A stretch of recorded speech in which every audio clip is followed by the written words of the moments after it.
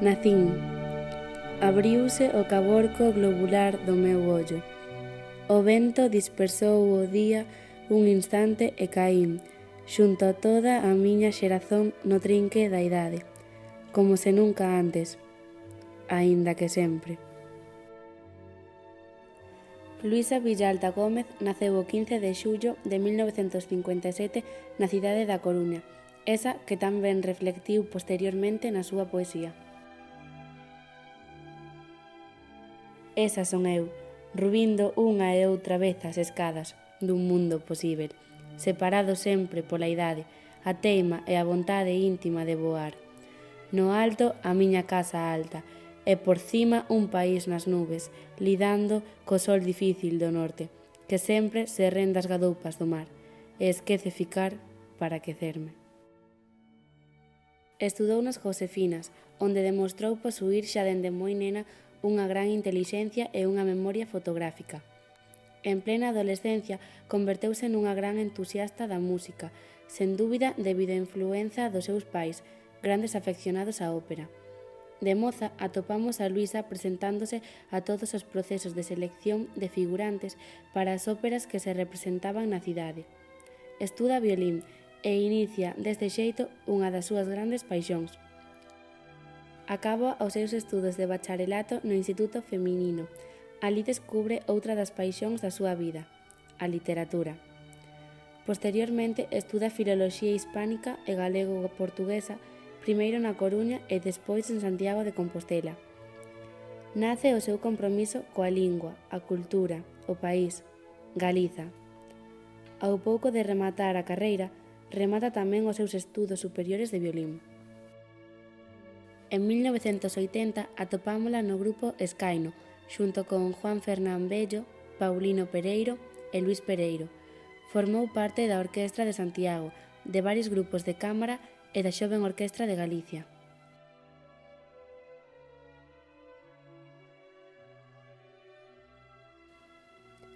Chega ao activismo e á loita en primeira fila, sempre fiel aos seus ideais, ao seu camiño, ao seu lugar no mundo.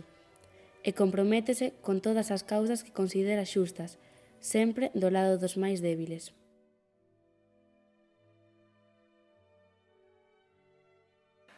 Reclamamos unha educación íntegra que críe non só traballadores, non só produtores dunha engrenaxe económica, senón individuos, seres humanos que teñen neste país, ademais, a característica de ser galegos e teñen dereito a seguir sendo.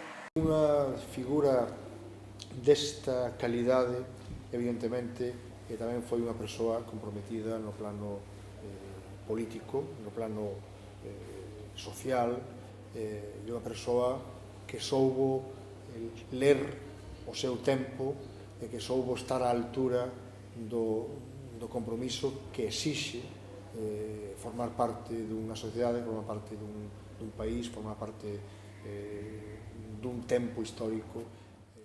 Como autora, adoitase encadrar a Luisa Villalta na xeración poética dos anos 80, aínda que a maior parte da súa obra foi publicada durante os anos 90. De calquera xeito, a súa voz poética conserva aínda hoxe unha total actualidade e segue a ser un referente literario fundamental nas nosas letras. En 1991 publica Música reservada. No prólogo danos as claves deste poemario. Este libro nace dunha experiencia musical que busca o lume da palabra para entender a sombra do seu propio corpo. A poesía, a palabra melódica. Como escritora, eu creo que Luís é unha figura excepcional, porque é moi pouco parecida a outros poetas ou outros escritores galegos. Ten, en primeiro lugar, un mundo propio. Eu creo que hai unha grande conexión e unha grande coherencia en toda a súa obra, independentemente do xénero. Eu son incapaz de vela como poeta, como algo diferenciado do seu traballo como narradora ou como autora teatral. É unha unidade. E logo, sobre todo, porque eu creo que eu sempre penso dela que é unha lóxica apaixonada, unha persoa que era capaz de como unha especie de xuno de dúas cabezas, de armonizar completamente a paixón vital, a paixón co país, a paixón a hora de focar o traballo literario cun pensamento lóxico que é moi pouco frecuente no noso mundo. Era alguén que, como se xuna de dúas cabezas, por un lado estaba moi focada cara á reflexión, cara á indagación, cara a ese traballo de pensamento duro, difícil. Hai un poema dela dos meus preferidos de música reservada que comeza "Pensar é escuro", e por outra banda ese pensar escuro require tamén, exixe un traballo de concentración moi isolado, moi solitario ás veces, e por outra banda a alianza perfeita cunha Luisa que era unha activista tamén, non? Que tiña unha enorme preocupación e que era moi lúcida a hora de analizar o país, os conflitos do país, os conflitos da cidade. Como destacaría tamén o seu rigor formal, pero sobre todo tamén o rigor de pensamento.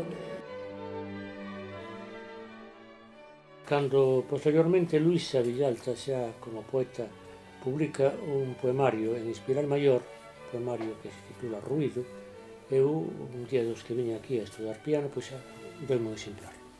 Lino e quedei absolutamente fascinado, pero levei unha gratísima sorpresa, que un dos poemas estaba dedicado a min. Bueno, chameina xa ese día, cando leín o poema, emocionado, dicía, Luisa Garzo, isto é unha maravilla, bueno, porque de verdade me parece un poema soberbio, e entón dixo, bueno, non te preocupes que xa se darei un manuscrito.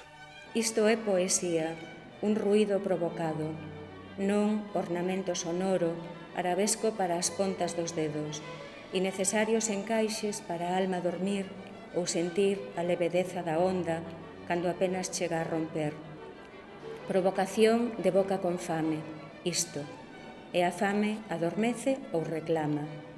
Fronte á rutina, o rito da palabra tensa a pel do mundo, un tambor que desperta. A pel estremécese porque recoñece a morte que baila fora da tumba. Isto é tamén unha muller que resiste. Edítase en Lisboa, tamén en 1995, Rota ao interior do ollo. Sempre tiven unha idea de Luisa como unha muller con unha grande sensibilidade, onde se conxugaban pois unha serie de cousas que logo foron medrando ao longo do tempo. A súa actividade, o seu compromiso, a súa seriedade ao tomar as cousas, tamén o seu concepto e a súa vivencia da beleza, con unha finura extraordinaria, non? Aí creo que se aprecia dentro dos seus poemas. A poesía de Luisa, desde os primeiros poemas até en concreto, ou do Papagaio, creo que vai gañando en intensidade, vai gañando en autenticidade e tamén o seu esmero pola forma, incluída o rigor pola lingua, pola expresión, creo que está sempre presente. Tamén creo que é moi importante a súa capacidade que tiña para conxugar o local, por exemplo, que era mesmo a Coruña, a cidade da Coruña, co universal, e co mundo do pensamento e mesmo da filosofía. En concreto, obra que ve a luz en edición póstuma, foi o libro gañador da 12ª edición do Premio de Poesía Espiral Maior. Luisa Villalta, co último libro en concreto, que foi Premio Edicións Espiral Maior, está xa nun momento da súa proxección como poeta de gran madurez. Estamos xa diante dunha poeta e dunha voz plena, consciente, con gran dominio da expresión poética. Luisa Villalta, que é unha poeta moi culta, que é unha poeta da idea e da palabra, e ao mesmo tempo remitíndonos en concreto.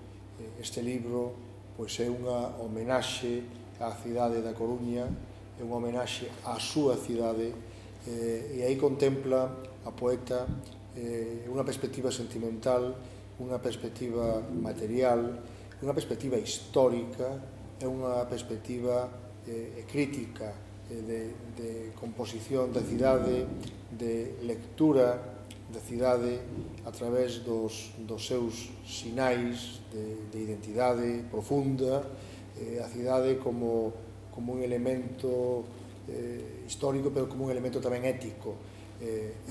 Aí, Luisa Villalta atinxe un gran nivel como poeta.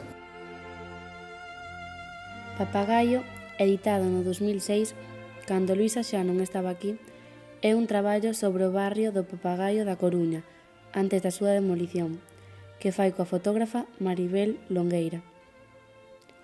Unha fotografía para un poema, unha fotografía por un poema.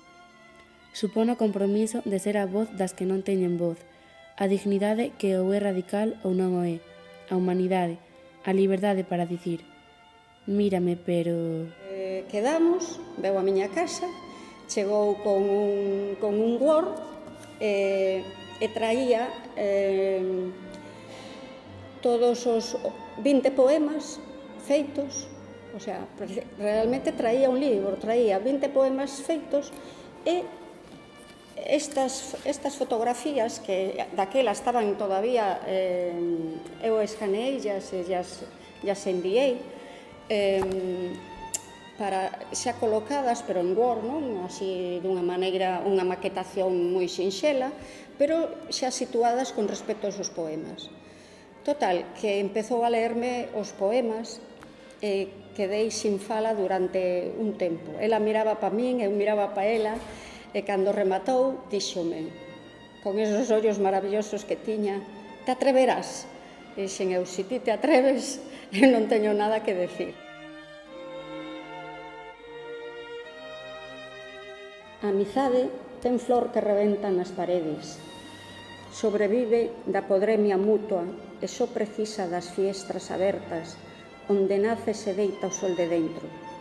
Compartir as cordas de tender a roupa, vibrantes de emoción e de necesidade, por aquelas cousas que a auga da vida non dá lavado, pola dor que as esfrega, deteriora, volve inúteis e entón hai que poñelas a secar ao ar das bocas abertas, xanelas asustadas.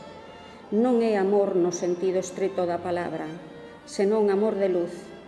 Esa grande indiferencia que produce estar ao alcance, porta con porta, vida con vida, cordas coas cordas frouxas, destensadas, máis e máis a medida que a auga do tempo amolece o tecido irreversible destes nosos corpos, o único que somos.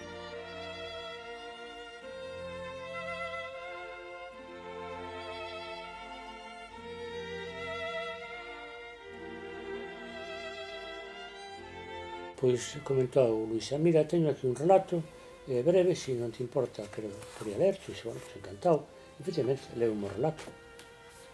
A mí parece un relato magnífico, pero xe Luisa, pero mira, eu creo que ese texto, máis como peza narrativa, funcionaría moi ben como texto dramático.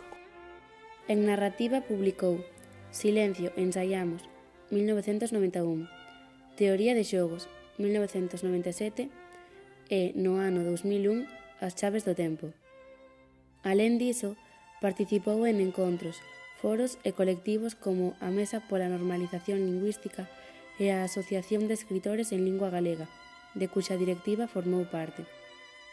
Participou activamente nas movilizacións que se convocaron desde o mundo da cultura en solidaridade co pobo de Palestina, contra a guerra en Irak ou a catástrofe do Prestige. Exerceu como profesora de Lingua Galega e Literatura en varios institutos, sendo o Isaac Díaz Pardo o seu último destino. Neste instituto deixou unha profunda pegada. A biblioteca leva o seu nome e cada ano, dende 2004, se organiza o certame literario Luisa Villalta. Pues la verdad es que de Luisa recuerdo cantidad de cosas, porque vivimos juntos tiempos que fueron aquí en este centro muy difíciles, tiempos de los que ponen a prueba la capacidad humana y la calidad humana de cada quien. Y ella destacó por varias cosas que son muy importantes. La primera, destacó por su no sectarismo, su capacidad para entender a los demás, para entender los puntos de vista del contrario y, por lo tanto, integrar, cosa que en aquellas épocas que vivimos fue necesario, fue una gran aportación que nos hizo a esta comunidad educativa y a mí personalmente, que en aquellas épocas era el director y que me veía enfangado continuamente en problemas de todo tipo y pelaje. Ella siempre nos aportó el punto de vista de la serenidad. Eso fue una de sus grandes aportaciones y de sus grandes valores como ser humano. Esa grandeza la tenía Luisa, pero además tenía la capacidad de transmitirla, no solo con su dominio del lenguaje y su capacidad para explicar lo que siente, lo que vive y lo que ha aprendido, cosa que sus alumnos agradecerán o deberían de agradecer de por vida, porque eso es un legado fantástico. Por muchos reconocimientos que obtenga como escritora, para mí, como ser humano, ese reconocimiento y esas aportaciones que a mí me dejó y que dejó entre su alumnado y en la comunidad educativa son definitivos de su calidad y de lo que representó entre nosotros. Bueno, Luisa Villalta foi a miña profesora neste instituto Isabel Díaz Pardo de Sada cando eu tiña 13, 14 anos, máis ou menos. É, desde logo, unha desas profesoras que che deixa unha impronta para toda a tua vida, nas que, transcorridos os anos, podes dicir que non serías a mesma persoa se non che tivera dado clase alguén como Luisa. Cando Luisa me deu clase de lingua galega, claro, con 13, con 14 anos, pois ten as preocupacións que ten un rapaz de 13, 14 anos, pero xa nese momento Luisa é capaz de transmitir, sobre todo, un amor inmenso por unha cultura e por unha lingua que para moitos de nós naquel momento era case algo extraño a nós por o sitio en que vivimos e por o medio no que nos desenvolvemos, e conseguiu que ese amor callara en moita xente de moitas xeracións, marcándoas pois de por vida. A súa derradeira intervención pública como poeta foi a participación no recital de poetas galegos en solidariedade con Palestina, que se celebrou o 26 de febreiro de 2004, e ao que achegou unha composición co título Debilidade. Nese ano en que falece Luisa, a revista Aboar, que se publicaba no centro, coordinada por Marisa Naveiro, por Quis Asensio, pois lle dedica o seu número á figura de Luisa Villalta, nunha sorte de homenaxe que lle fan os propios alumnos con toda unha serie de textos sobre a súa profesora desde unha perspectiva moi persoal e moi humana, e tamén con colaboracións con poemas, con textos da propia Luisa, incluso un deles inédito ata ese momento. Poucos dias despois daquela derradeira visita a miña casa ali en Miño, pois un día estaba eu lendo e chamou Pilar García Negro. Collen o teléfono, estaba chorando, apenas podía articular palabra, e díxome, pero sabes unha cousa? Non, morreu Luisa Villalta. Iso non pode ser. Porque claro, Luisa conservaba todavía máis esa imaxe de alegría, esa alegría de vivir que mostraba, e comecei a berrar. Estaba eu só na casa como a berrar indignado e chorando, verdad? E non me caen as vagas cando lembro. E entón, eu quería facerlle algún homenaxe digno de Luisa. Pensei que a mellor homenaxe era tocar humildemente, que non podo, sou un gran pianista, o primeiro tempo da Sonata Clara de Luna, de Beethoven. Conseguí chegar ao final. Chorei durante a súa interpretación, pero me parecía que era a homenaxe máis digna que lle podía facer eu a Luisa Villalta, que seguramente estaría escoitando en Agures. Morre o 6 de marzo de 2004, unha vida roubada no momento de maior intensidade creadora, en plena madurez, participando activamente nas dúas paixóns que marcaron a súa vida, a música e a poesía, paixóns a través das cales amosaba o seu compromiso co pobo, coa terra, con Galiza. Forza, para que? Se viver é tan doce como a area do Orzán e deixar ir o sol polo monte San Pedro, pero remar nas pegadas dos outros, uliscarnos no avance dos povos repartir o dosel das tormentas gritándonos os nosos nomes de abaixo. Coñecín ventos suaves que nunca máis se daban detido, outra vez sempre o vento dos ventos rodeando este ponto no mundo, cabeza, garda, chave, forza e antemural do reino renacido.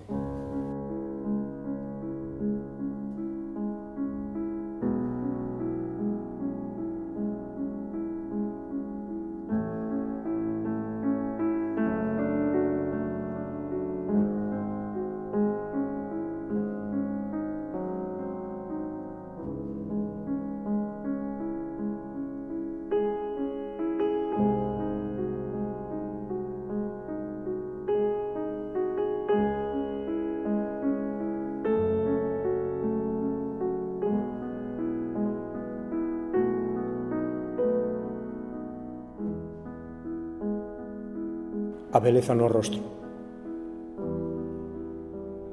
O impacto da noticia. O sorriso na ollada. A brancura na pele. Os teus negros cabelos. A cadencia do verso. A palabra. Os ecos do silencio. A dozura ensaiada. O deslizar dun arco. Música reservada. A presenza distante, melodía e saudade ficarán na memoria, branca de neve, agua clara.